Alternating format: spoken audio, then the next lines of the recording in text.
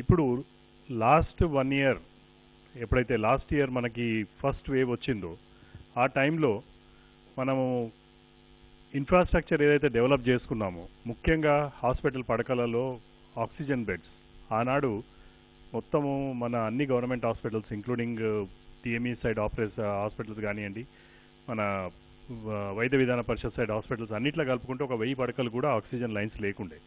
కానీ ఈ కరోనా వచ్చిన తర్వాత లాస్ట్ 1 ఇయర్లో మనం ఆల్మోస్ట్ ఇప్పుడు 10,000 పడకలకు ఆక్సిజన్ లైన్స్ వేసుకున్నాం. అవి ఇవాళ శ్రీరామరక్షలాగా మనకు 100 మంది పేషెంట్స్ వచ్చినా కానీ వాళ్లకు మనము ఆక్సిజన్ ఇచ్చే పరిస్థితి ఉంది.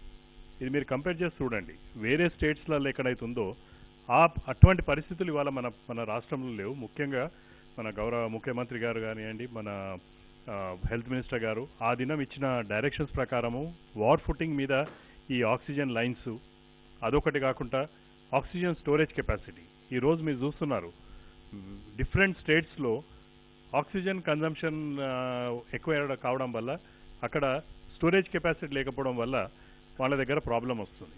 కొన్ని హాస్పిటళ్లలో మరణాలు కూడా సంభవించినాయి. కానీ మనము ఆల్మోస్ట్ 23 హాస్పిటల్స్లో సిలిండర్స్ పెద్ద ట్యాంక్స్ పెట్టాం. అంటే ఒక్కసారి ట్యాంక్ ఫిల్అప్ అయిందంటే మినిమం మనకు ఒక 48 గంటల దాకా కూడా ఆక్సిజన్ సప్లైస్లో ఏమైనా అంతరాయం కలిగిస్తే మనకు తట్టుకుంటానికి అక్కడ సప్లై చేస్తానికి వీలుంటుంది. ఇదే కాకుండా ఆక్సిజన్ సిలిండర్స్ కూడా మనం పొందుపరిచాం. డి టైప్ సిలిండర్స్ అంటారు, అంటే ఇవి మ్యానిఫోల్డ్స్ పెట్టి సప్లై చేస్తారు. ఇంతకుముందు ఈ పెద్ద ట్యాంక్స్ లేనప్పుడు ప్రతి హాస్పిటల్లో మనం ఆక్సిజన్ అంతా సిలిండర్స్తోనే సప్లై చేసేవాళ్ళం. లాస్ట్ ఇయరే ఒక 2000 సిలిండర్స్ని మనము సమకూర్చుకొని అన్ని హాస్పిటల్స్లో including up to community health centres వరకు కూడా మనం సప్లై చేశాం. ఈ సెకండ్ వేవ్ స్టార్ట్ అయినప్పటి నుంచి ముఖ్యంగా ఈ ఆక్సిజన్ దాని మీద గవర్నమెంట్ కూడా ఒక ఉన్నత అధికారులతో ఒక కమిటీ పెట్టింది. తర్వాత కొందరు నోడల్ ఆఫీసర్స్ ఉన్నారు. ప్రతి హాస్పిటల్లో కూడా ఒక నోడల్ ఆఫీసర్ని పెట్టి గంటకు అక్కడ ఆక్సిజన్ పరిస్థితి ఎట్లుంది, సప్లైస్ మీ దగ్గర ఉన్న స్టాక్ ఎంత, స్టాక్ ఒకవేళ తగ్గుతుంటే ఇమీడియట్ సప్లైస్ కోసం వాళ్ళు కమ్యూనికేట్ చేస్తున్నారు. అది మన కంపెనీస్తోని సంప్రదించి ఇమీడియట్గా సప్లై చేస్తున్నాం. ఇదే కాకుండా వాళ్ళ దగ్గర ఏవైతే బ్యాకప్ కోసం ఉన్న డి టైప్ సిలిండర్స్, పెద్ద సిలిండర్స్ ఉంటాయి, ఇవన్నిటిని కూడా మనం ఫిలప్ చేసి రెడీగా పెడుతున్నాం.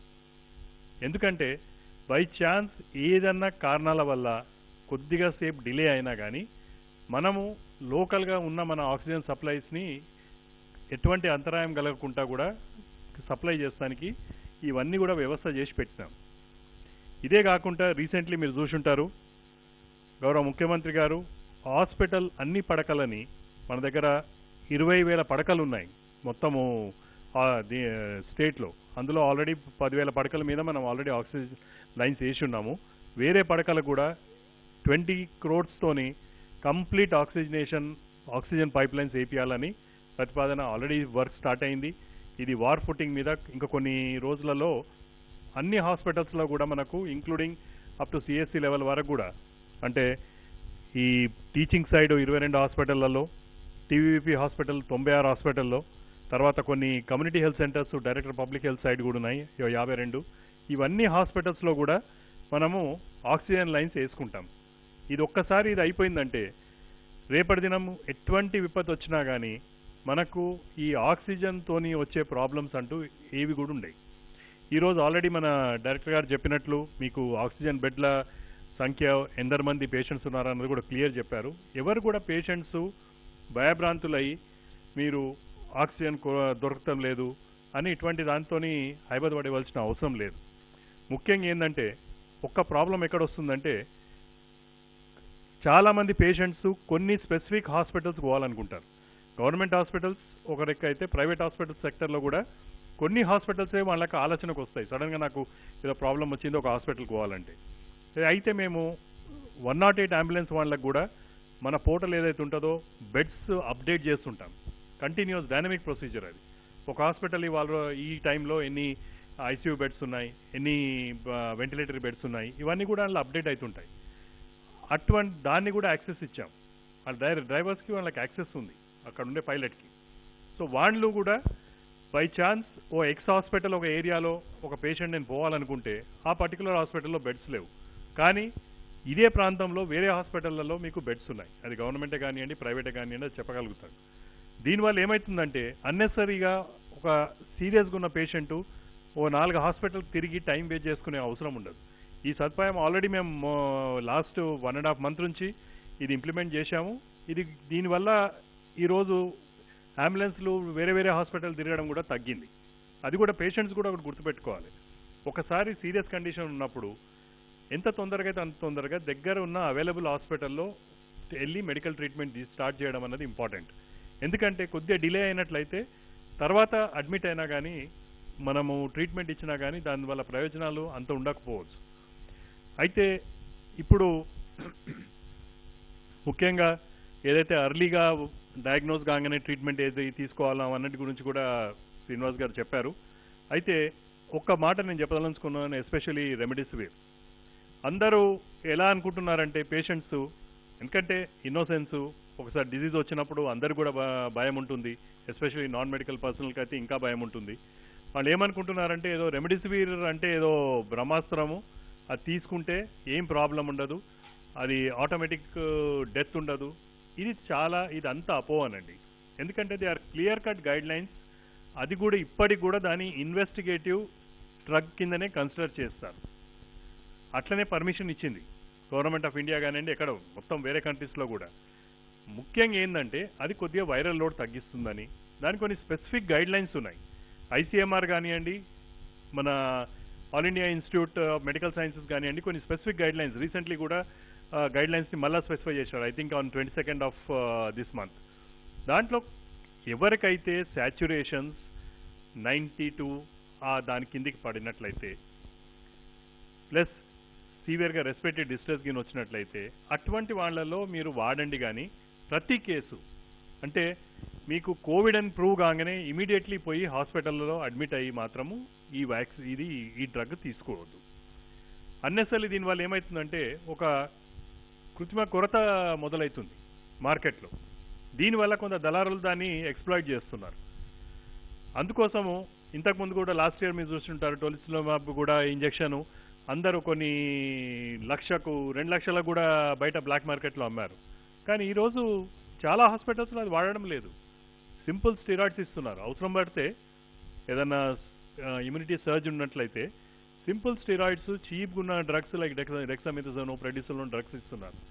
దాంతో బ్రహ్మాండమైన రిజల్ట్స్ ఉన్నాయి. సో ప్యానిక్ రియాక్షన్ వద్దు, అడిక్వేట్ ఫెసిలిటీస్ అవైలబుల్ ఉన్నాయి.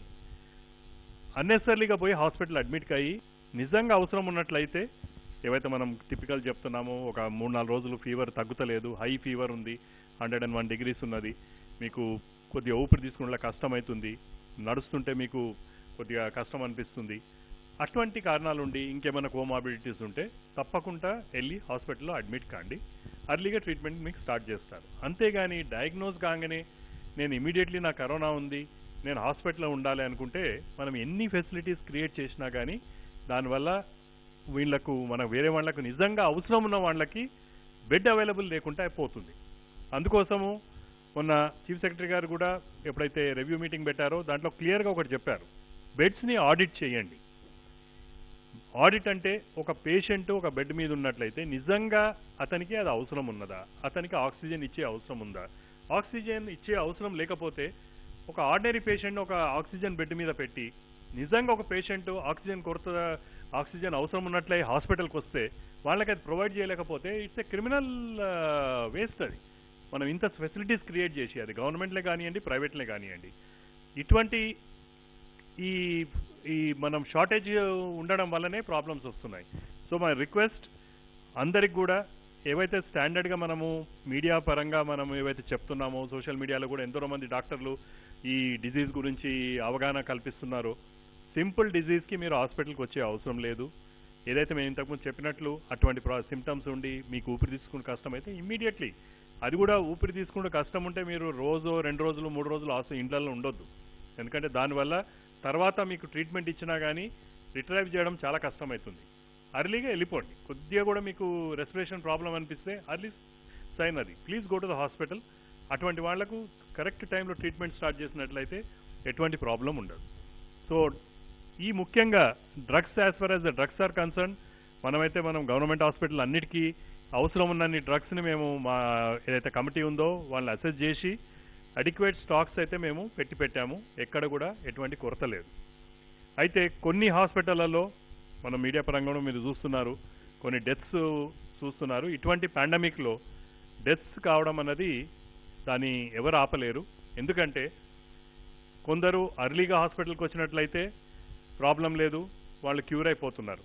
కానీ చాలా మటుకు మా గవర్నమెంట్ హాస్పిటల్లో ఎస్పెషలీ గాంధీయే కానివ్వండి, టిమ్సే కానివ్వండి, ఎంజిఎం హాస్పిటల్, ఇవి మేజర్ హాస్పిటల్స్ ఆ ఏరియాస్లలో. అక్కడికి ఏమవుతున్నాయి, కేసెస్ లాస్ట్ మూమెంట్లో తీసుకొస్తున్నారు. ఇందులో కొన్ని కోవిడ్ ఉన్నాయి, కొన్ని నాన్ కోవిడ్ ఉన్నాయి. కొన్ని కేసెస్ ఎందుకంటే మనము ఈసారి ఈవెన్ కోవిడ్ హాస్పిటల్ అని కన్వర్ట్ చేసిన గాంధీలో కూడా ఏదన్నా పేషెంటు క్రిటికల్గా ఉండి దమ్ముండి అటువంటి ఏదైనా ప్రాబ్లమ్స్ ఉండి సారీ కేసులు ఉండొచ్చు, వాళ్ళని అడ్మిట్ చేసుకుంటున్నాం. ఎందుకంటే there are court directions, you cannot deny any case. So we are admitting those cases. అటువంటి వాళ్ళ దానిలో చాలామంది మరణాలు అవుతాయి. ఈ రొటీన్గా కూడా మనకి ఈ హాస్పిటళ్లలో ఇటువంటి క్రిటికల్ కేసెస్ వచ్చినప్పుడు వాళ్ళ మరణాలు ఉంటాయి. అయితే ముఖ్యంగా ఏంటంటే ఈ అన్ని కేసులు కూడా మేము అనలైజ్ చేశాం. చాలా మటుకు కేసెస్ విత్ ఇన్ 24 hours, అందులో కూడా ఫ్యూ అవర్స్లో డెత్స్ అవుతున్నాయి. కొన్ని అయితే బ్రాడ్ డెడ్ కేసెస్, అంటే హాస్పిటల్కి షిఫ్ట్ అయ్యి మా దగ్గరికి వచ్చే వారికే చనిపోయి ఉంటున్నారు. సో ఇవన్నీ కూడా ఏంటంటే ఒక గవర్నమెంట్ సెక్టర్ హాస్పిటల్స్ కనుక మేము వాళ్ళకి ఎంతవరకు అయితే మన చేతన ఏవైతే హెల్ప్ చేయగలుగుతామో అది కంపల్సరీ చేస్తారు ఏ హాస్పిటల్ అయినా.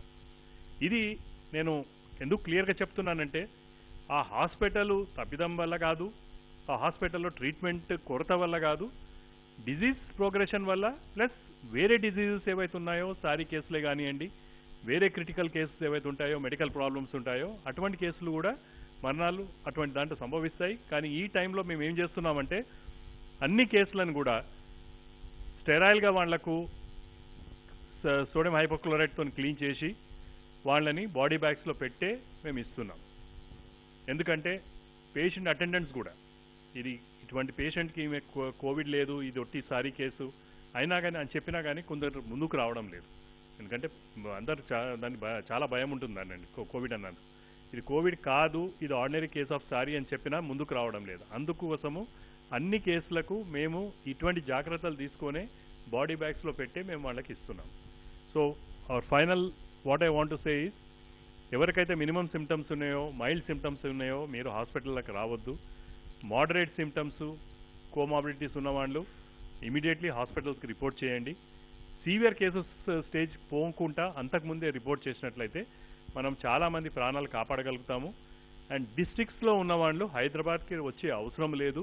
ఎందుకంటే ప్రతి డిస్ట్రిక్ట్లో డిస్ట్రిక్ట్ హెడ్ క్వార్టర్స్ హాస్పిటల్లో మనం ఇవన్నీ ఫెసిలిటీస్ క్రియేట్ చేశాం. అంటే ఇప్పుడు గాంధీలో ఏవైతే ఫెసిలిటీస్ ఉన్నాయో అవి మినియేచర్ సైజ్లో అక్కడ హాస్పిటల్ సరిపోతట్లు అక్కడ క్రియేట్ చేశాం మేము. సో ఎవరు కూడా డిస్ట్రిక్ట్స్కి హైదరాబాద్ దాకా రావద్దు. మీరు దగ్గరున్న హాస్పిటల్స్కి వెళ్ళండి. ఫర్ ఎగ్జాంపుల్ కరీంనగర్లో కరీంనగర్ హాస్పిటల్కి వెళ్ళండి.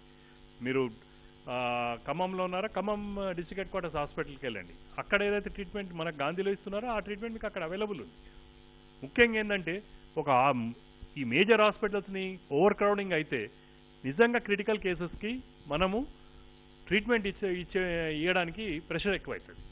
అందుకోసము ఈక్వల్ డిస్ట్రిబ్యూషన్ ఆఫ్ కేసెస్ ప్రతి డిస్ట్రిక్ట్లో ఎక్కడెక్కడ అవసరం ఉందో అక్కడ డిస్ట్రిబ్యూట్ అయినట్లయితే మనము మంచి ట్రీట్మెంట్ ఇవ్వగలుగుతాము. చాలామంది ప్రాణాలను కూడా మనం కాపాడగలుగుతామండి. Thank you.